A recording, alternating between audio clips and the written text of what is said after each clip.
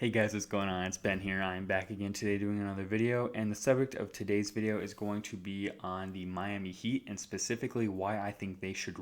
I really think that they should trade for Bradley Beal. Not even just think that they should, I really think they should. This is a golden opportunity for the Miami Heat, and I am just dumbfounded why they aren't jumping on this opportunity.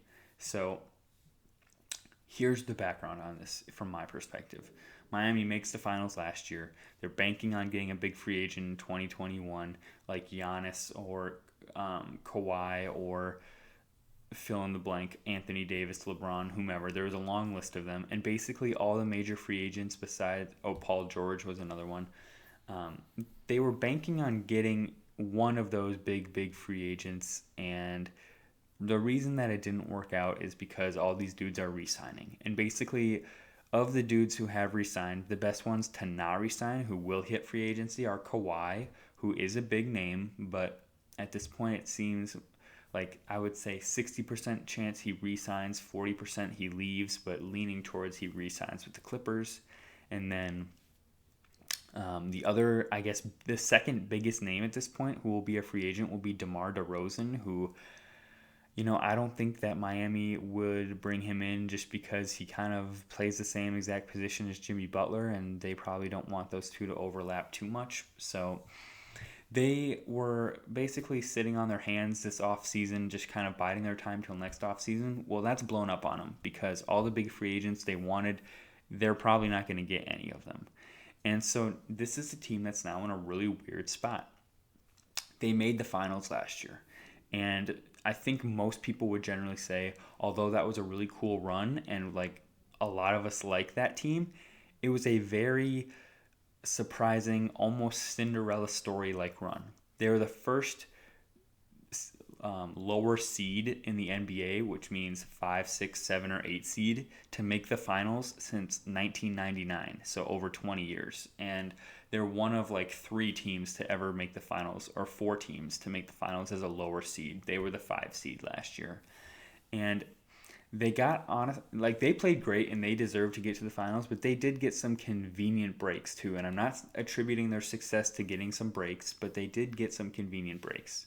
Giannis missed the last 3 games of the second round. And in the Eastern Conference Finals, the Celtics were essentially missing Gordon Hayward the whole series. Even when he played, he wasn't very good. But he basically was out for that whole series. He was an efficient 18 points a game for the Celtics and a key cog in their team. And then obviously they lost in the finals, but they were expected to lose in the finals, so I wouldn't. That's nothing against them. But they did get a lot of. They played great, but they also got some conveniences, I will say. Uh, and so going into this season, as I just said earlier in the video, they were waiting and they were almost just gonna kind of chill and not doing anything this season and kind of be fine with whatever happens, and then just plan to gear up for the 2021 to 22 season with a big new free agent and retaining the core of Jimmy and Bam and hopefully in their eyes Duncan Robinson and Hero and Nunn. To me though, I just think since that's not going to happen anymore, since they're really probably not getting the big free agent, you've got to trade for a big name. And to me, it's Bradley Beal, who they should have really traded for Harden, in my opinion. But because they didn't do that, I guess you trade for Bradley Beal now. He's pretty much the second best option out there. And they do have the pieces to go and get him. And I think it's ridiculous that some Heat fans are saying don't trade Tyler Hero and Robinson for him. He's not worth it. They said that about Harden, and they've kind of said that about anybody. And I don't get this crazy misconception about Tyler Hero. Tyler Hero had one like 30-point game against the Celtics in the playoffs, and now people think he's the second coming of like George Gervin or something. This dude is so decent. That's like the best word for him. I don't even think he's necessarily like a good player yet. He's decent. And yeah, like if you look at how he played in the playoffs, he had that one good game. Overall, his playoff numbers were right in line with the regular season, though. For the playoffs, he averaged like 13 or 14 points per game, and he shot like 42% from the field, which is fine. In the finals, he shot like under 40% from the field and was actually shooting them out of a lot of those finals games. And I get it. He's a rookie. I get it. He's going to grow and become a lot better. I just don't know, like, is this dude a future all-star or is this dude the next Zach LaVine? I think that's a really big distinction. Yes, some people would say Zach LaVine's an all-star caliber player, but I think, not necessarily a consistent one, more of just a occasional all-star maybe. That's really what I see Tyler Hero as, the next Zach LaVine. And some people might say, well, Zach LaVine and Bradley Beal aren't too far off from one another. Why don't they just keep Tyler Hero? My thing is, let's say Tyler Hero comes of age at some point and becomes really good, like a 22-point per game scorer, and he does it efficiently, and he's basically the second coming of Zach LaVine, like I'm saying. And let's say Duncan Robinson continues up his current pace. Duncan Robinson's probably not going to improve his game that much. He's already 26, basically already in his prime. Pretty much what he is now is his peak, I would say. Maybe he gets a little bit better as far as a playmaker in the next couple of seasons, but like, he's basically what he's going to be, I feel like.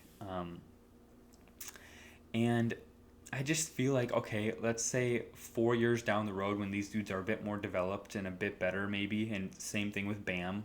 Bam is like 24 or 25 right now, so maybe you get Hero at age like 25, Bam at age 27 or 28, and then Duncan Robinson at age like 29 or 30. Yes, those three will be better at that time, but you're missing the biggest key cog of this team, which is Jimmy Butler to me. By that time, he'll be 34, going on 35, and who knows if he'll really be that good by that point.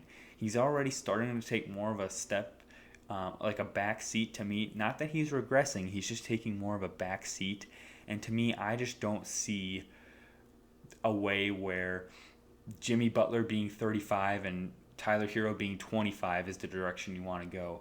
Whereas if you trade for Bradley Beal, he's in his prime right now. Jimmy Butler is also in his prime right now. Bam Adebayo is just entering his prime right now. You've got these three dudes who are ready to go, and you still would have enough supporting pieces that would be decent that I feel like could put you in the mix. The trade for Beal would probably have to be something like Hero. It'd probably be something like Hero, Robinson, Iguodala, Olynyk, and a couple of, like, maybe 2 first-round picks then, or maybe 1 first-round pick. I don't know. Something like that. And to me, I think that's so worth it because I just feel like Bradley Beal is a very efficient 30 points per game if you really give him the reins. Probably on a really good team, he's averaging more like 25. But I just don't think that Hero's ever going to be as good as Bradley Beal. And I feel like Duncan Robinson's basically a Kyle Korver. And so to me, the end game here is, would you trade prime Bradley Beal for like Zach LaVine and Kyle Korver? I probably would. And so that's why I think that the Heat should go in on this trade. Some people would say that's too valuable and you shouldn't. To me, I think it's worth it because they are in the perfect position right now to win a championship if they were to bring in like one more superstar piece. And even if they do that trade, you're still left with a Goran Dragic who would probably re-sign for cheaper with you, I would imagine. You're still left with a really promising Kendrick Nunn, who, let me remind people, was the second place finish for Rookie of the Year last year, averaged 14 points per game and showed a lot of promise. You'd still have that nice like 21-year-old piece on your team. Bam is still, as I said, 23 or 20, I think 24, so you'd still have that. It's not like this team is completely gutted. You'd have a death lineup of like Nunn, Beal, Butler, Bam,